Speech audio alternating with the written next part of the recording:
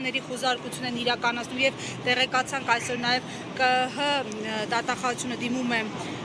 ներկայացրել Գագիկ Ծառուկյանին անձեռնմխելիություն զրկելու վերաբերյալ եւ այլն։ Ի վերջո ընդդիմության անելիքները, որոնք պիտի լինեն, թեև դուք չեք մասնակցել ընտրական process-ին, բայց աջակցել եք ընդդիմադիր ուժերին։ Ճիշտ են անում ինչ որ անում են այս պահին։ Տեսեք Զարա ջան, նախ ուզում եմ գնահատական տամ քաղաքականն ինչ որ տեղի ունենում։ Սա սպասելի է, որովհետև մենք ասել ենք, մի քանի անգամ էլ ես եմ ձեզ արձազրույցներում նշել, որ ընտրություններով Փաշինյանին չհեռացնելու պարագայում, Փաշինյանի վերընտրության կամ վերարտադրության պարագայում նա սաստկացնելու է ռեպրեսիաները իր քաղաքական ընդդիմախոսների նկատմամբ։ Ու եթե 21 թվականի ընտրությունների ընթացքում Փաշինյանը մի բան ասում էր, հետո այլ բան անում էր, հիմա ինքը 26 թվականի ամբողջ ընտրարշավին սպառնացել է իր ընդդիմադիրներին, բոլորին ասել որ պետք է կալանավորի, բառերը ավելի լավ գիտեք, ու դա սպասելի էր այդ ռեպրեսիաները։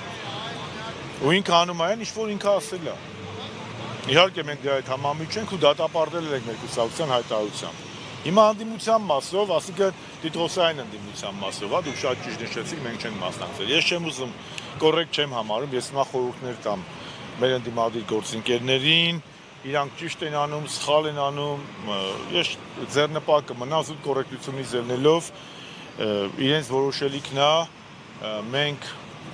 օրեր առաջ էլ ասել ենք, որ թեկուզ մանդատ վերցնեն կամ չվերցնեն, իհարկե ես եմ իմ մասնավոր կարծիքը, բայց դա տվյալ երկու ուժերի կամ եթե համալրական դատարանը հրաշքով որոշի, որ Ծառուկյանի թիմը Բարգավաճը վերականգնում է իր մանդատները 5, էլ իրանք պետք է որոշեն։ Ես հիմա գտնում եմ, որ սխալ է եւ արդյունավետ չէ կանգնել այս փուլում ընդդիմադիր տիտղոսային ընդդիմությանը, պարլամենտ անցած ընդդիմությանը խորհուրդներ տալ, ասել այսպես արեք կամ այնպես արեք։ Խոսքը ինձ է վերաբերում եւ քաղաքական ակտիվ դերակատարներն են, թե չէ մարդիկ հասարակությունը միշտ էլ կարող է իր կարծիքն ասել։ Պարոն Շարմազանով, ամեն դեպքում դուք ինչպիսի սցենարներ եք տեսնում որպես փորձառու քաղաքական գործիչ, ճանաչելով նաեւ այսպես քաղաքականության երբեմնի ընդդիմադիր գործիչ Փաշինյանին այսօր արդեն մենք ինչ տեսել ենք, ասել ենք, նախ մենք չենք հավակնել ու չենք հավակնում ամենավերին ճշմարտություններ ասելու, բայց մենք տեսել ենք, թե քաղաքական process-ն ինչ ուղղությամբ են գնում եւ տարիուկես առաջ առաջարկել ենք վարչապետին անվստահության հայտնելու գործընթացը պարլամենտում, որը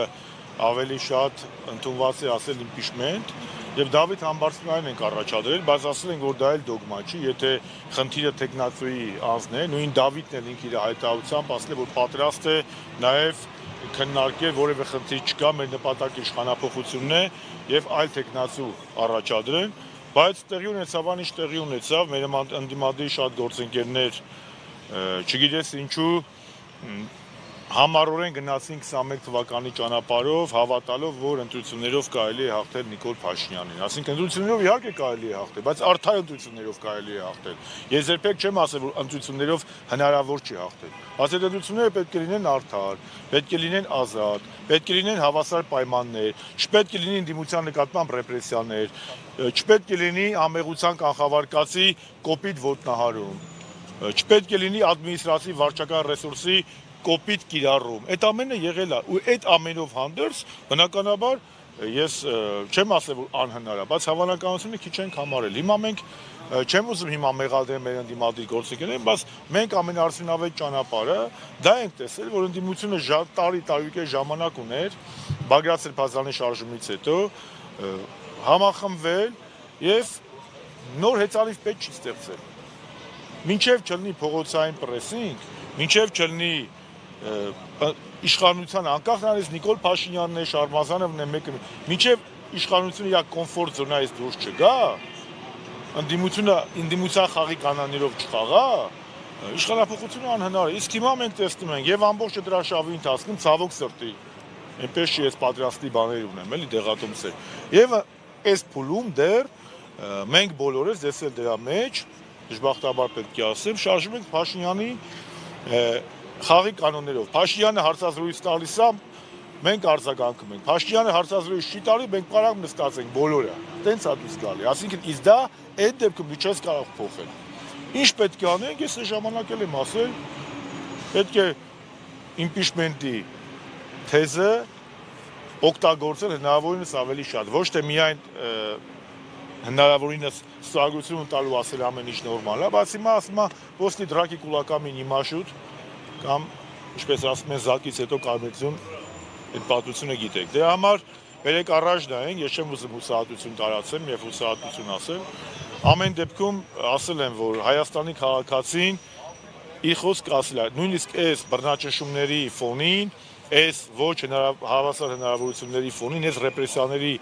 դեպքում Հայաստանի ընտրությունների մասնակցած քաղաքացիների 50+%-ը դեմ է քվեարկել Նիկոլ Փաշինյանի քաղաքականությանը, Հայաստանի ադրբեջանացման քաղաքականությանը, Հայաստանի վիլայետացման քաղաքականությանը։ Պարոն Շարմազանով, ինչպես դուք ասացիք, տիտղոսային ընդդիմադիրները այս փուլում միանալու, միավորվելու կոչ են անում։ Այս փուլում միավորվելուն դուք ինչպես եք գնահատում, ինչ հնարավորություններ կլինեն, հաշվի առնելով, որ շատերը նշում են միավորվել պետք էր նախքան ընտրությունները։ Ես հիմա չեմ ուզում էլի դրա մեջ մտնեմ։ Միավորումը պետք է լինի նախ եւ առաջ գաղափարական։ Ոչ թե անձերի շուրջ, գաղափարական։ Եվ եթե դուք ասում եք հանրապետականը միշտ էլ ընդդիմության միավորման կոչ է, բայց գաղափարական։ Եվ հետո պետք է հստակեցնենք ընդդիմությունն ով է։ Իմ համար ամեն մեկը, որ քննադատում այսօր Նիկոլ Փաշինյանն, իմ համար ընդդիմադիր չի։ Այսօրվա ճակերտավոր ընդդիմադիրների մեջ լիքը Նիկոլի հաճախորդներ կան։ Նրանք ամեն մեկը ընդդիմադիր, ասենք համ ես եմ ընդդիմադիր, համ Աշոտյան Արմենն է ընդդիմադիր, համ էլ լիքը մարդիկ, որ հենց Նիկոլը գործ չի տալի դառնում են ընդդիմադիր։ Ես չեմ ուզում որևէ մեկ, բայց դա էլ պետք է հասկանանք ով է ընդդիմադիր, ով չէ։ Իսկ առհասարակ, այո, գաղափարական միասնությանը միայն կողմ եմ, գաղափարական համախմբմանը կողմ եմ եւ մեկ անգամ չէ, որ ասել եմ, ամիսներ առաջ էլ նշել եմ, որ մի կողմում Հայաստանի անկախության հռչակագրի պաշտպանները պետք է լինեն, Հայաստանի 3-րդ հանրապետության պաշտպանները, մյուս կողմում Հայաստանի արևմտյան ադրբեջանացման ջատագովները։ Էդ է բաժանումը տենց է գնում։ Սա ոչ թե կուսակցական բաժանում է կամ ընդդիմություն իշխանություն բաժանում է։ Սա 90 թվականի օգոստոսի 23-ի, 91-ի սեպտեմբերի 21-ի, այոյի մի կողմից եւ մյուս կողմից Պրագայում 22 թվականի հոկտեմբերի 6-ի Արցախ Ադրբեջանի մաս ճանաչելու, օգոստոսի 8-ի եւ առհասարակ այս խաղաղության, ճակերտավոր խաղաղության գործընթացի, որը իմ համար Հայաստանի վիլայետացման նման մի բան է։ Շնորհակալություն։